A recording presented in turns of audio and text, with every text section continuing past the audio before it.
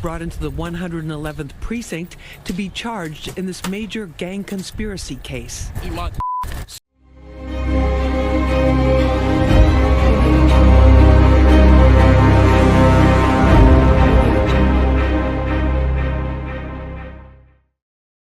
This is Antonio Nathaniel Davenport Jr., a.k.a. Lil Tony, and Derek Lamont Dixon Jr., a.k.a. Smack, who are facing charges for murder in Durham, North Carolina. Lil Tony and Smack were members of the notorious 8-Trey Gangsters Crips gang. But they weren't just your regular street thugs. They were involved in many illegal activities, including shootings aimed at rival gang members, drug trafficking, and bank fraud. Davenport even had a gig on the side as part of a rap group called the 83 Babies, named after the 8-Trey Gangster Crips. But their music glorified the gang lifestyle, guns, and drugs. Things took a gruesome turn when rival gang members attacked Davenport at a mall and posted a video of the assault on Instagram. Take his chain, take his chain. Take his chain. Come on. Davenport and Dixon teamed up with their gang buddies, including Deval Naiji Magwood, aka Paco, and hatched a plan to strike back. On that fateful day, they drove to an area frequented by their rivals, guns in hand. Zion Person, a 9-year-old boy, innocently sat in his aunt's car with 4 other kids on their way to grab snow cones. But Davenport, Dixon, and Magwood mistakenly identified their car as belonging to a rival gang member, specifically the person Davenport had threatened on Instagram the day before. Without a second thought, they opened fire on the car, spraying it with bullets. The hailstorm of gunfire struck Zion in the head, tragically taking his life and wounding his 8-year-old cousin. Just a little bit more than 3 years ago, that 9-year-old Zion Person was shot and killed near this intersection here in Durham. The authorities had their eyes on Davenport, quite literally, because he was wearing a court-ordered ankle monitor due to pending domestic violence charges. The evidence was stacked against him. Location data placing him at the murder scene, surveillance footage capturing his car tailing the victim's vehicle, and even a handgun linked to the crime.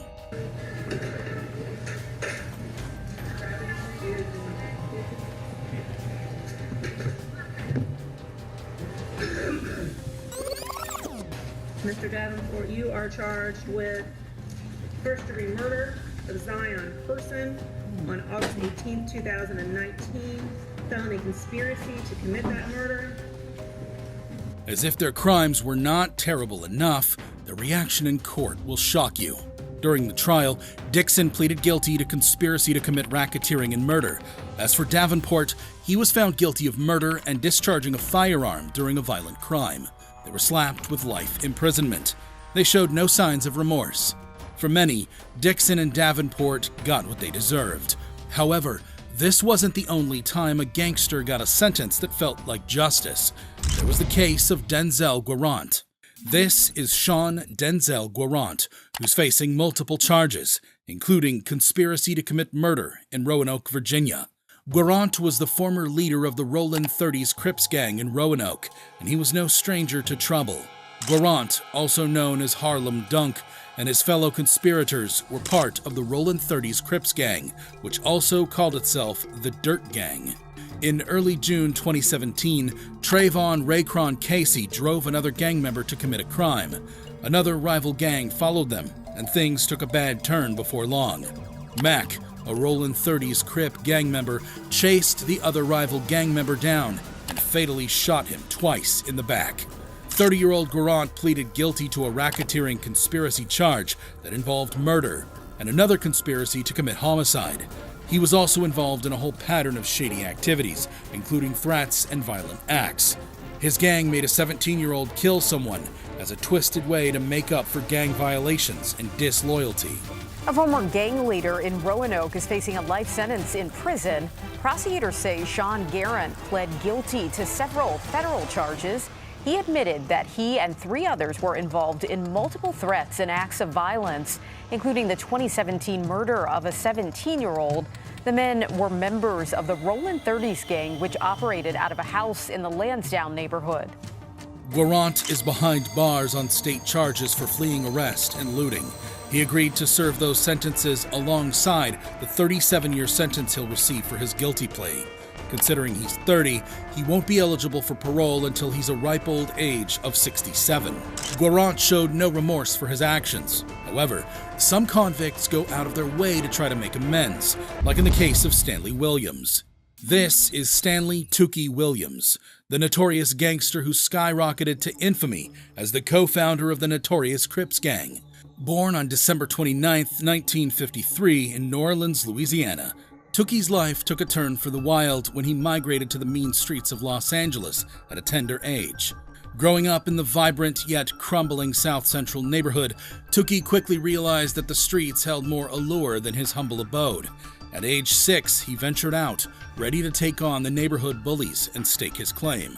Surrounded by violence, drugs, and a lack of parental guidance, Tookie idolized criminals and took up a penchant for emulating pimps and drug dealers. This kid had a bizarre job watering, feeding, and patching up dogs ravaged in illegal dogfights. Skipping school became Tookie's thing, as he believed the streets held more valuable lessons than any classroom ever could. He strutted, relying on his fists to make friends and line his pockets.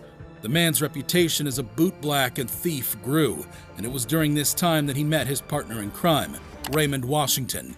In 1969, they joined forces and gave birth to the Crips, a gang initially formed to protect their neighborhood from rival groups. But, like any good story, things took a dark twist. In 1979, Raymond was tragically shot and killed, sparking a brutal war among the Crips factions. And it didn't stop there. That same year, Tookie and 3 other gang members, fueled by PCP-laced cigarettes, committed a heinous crime. They robbed a convenience store, leaving 26-year-old Albert Owens dead with 2 shots to the back. $120 richer, they callously walked away. Tookie allegedly broke into the Brookhaven Motel office and took the lives of 3 members of a Taiwanese family. In 1981, Tookie stood trial and was found guilty of all 4 murders, along with 2 counts of robbery. He was sentenced to death and sent to San Quentin State Prison. However, after a couple years on death row, something remarkable happened. Tookie began reevaluating his life choices, seeking redemption and making amends. He found solace in his newfound spirituality and became an outspoken advocate against gang violence.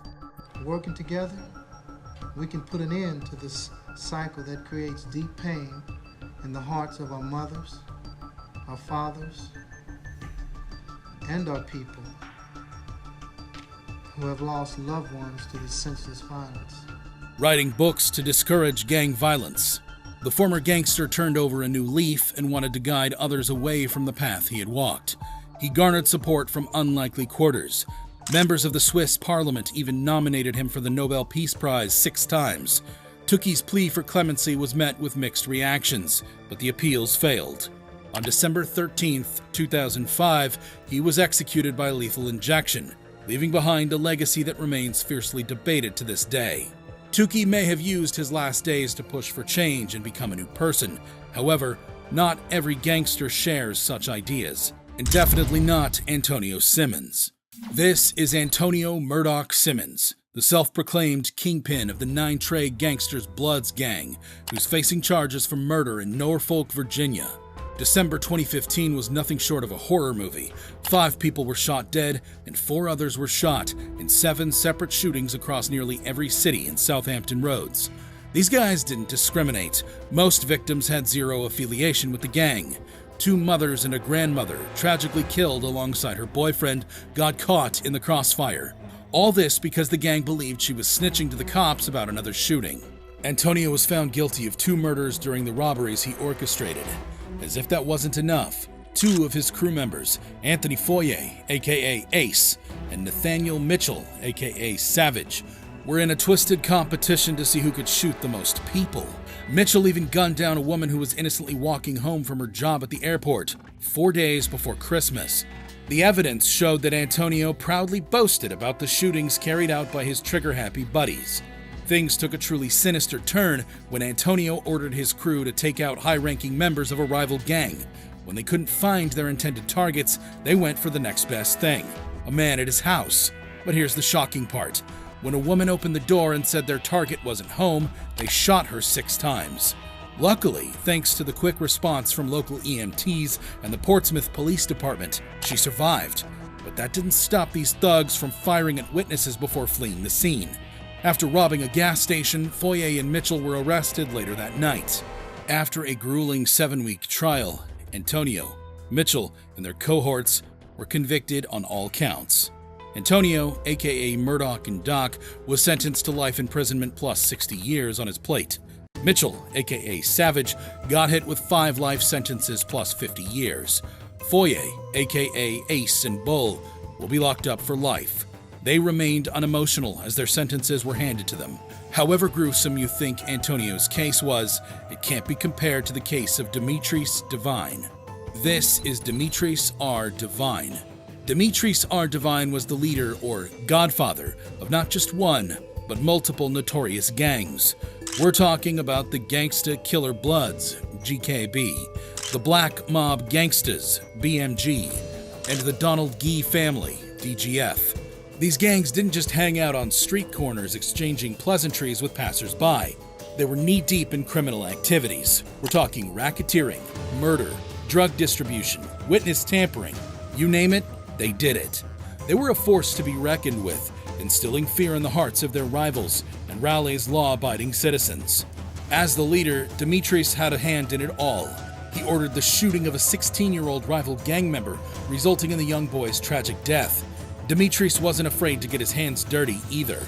He participated in gang initiations, even dishing out beatings to those he deemed disloyal. And when gang members were subpoenaed to testify in a federal proceeding, he conspired to silence and threaten them. The violent pursuit of power, money, respect, words permanently inscribed on Devine's neck through a tattoo, defined the gangstas.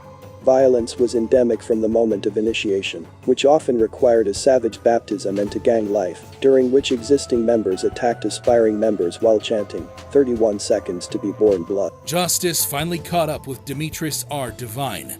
After a 2-week jury trial, he was found guilty on multiple charges, including conspiracy to participate in racketeering, murder in aid of racketeering, murder with a firearm, drug distribution, and witness tampering.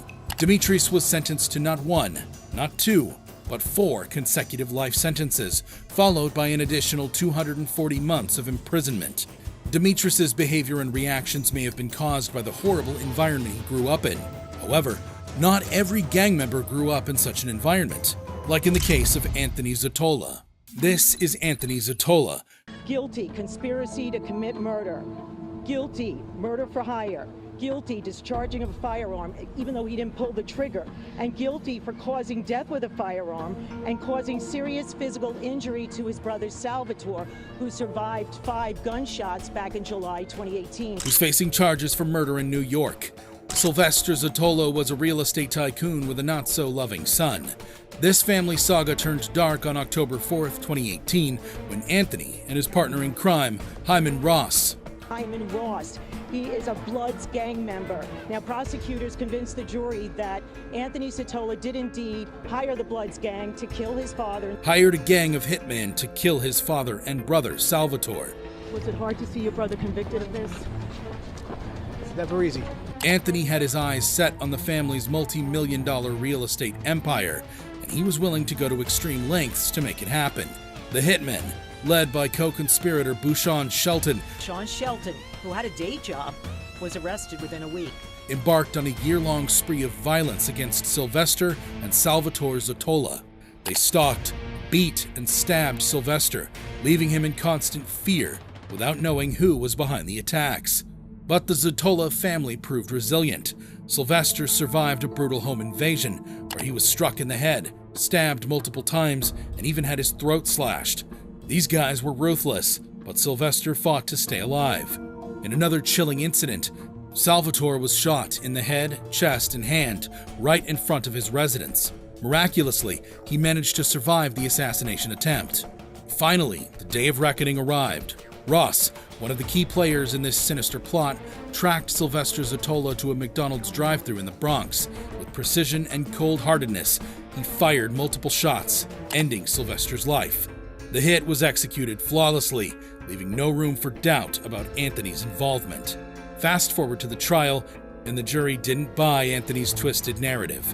They found him and Ross guilty of murder for hire, conspiracy to commit murder for hire, and firearms offenses. Justice was served, and they were slapped with mandatory life imprisonment, plus an eye-popping 112 years. If you thought these reactions were shocking, you'd be amazed at this video of killers begging for forgiveness in court.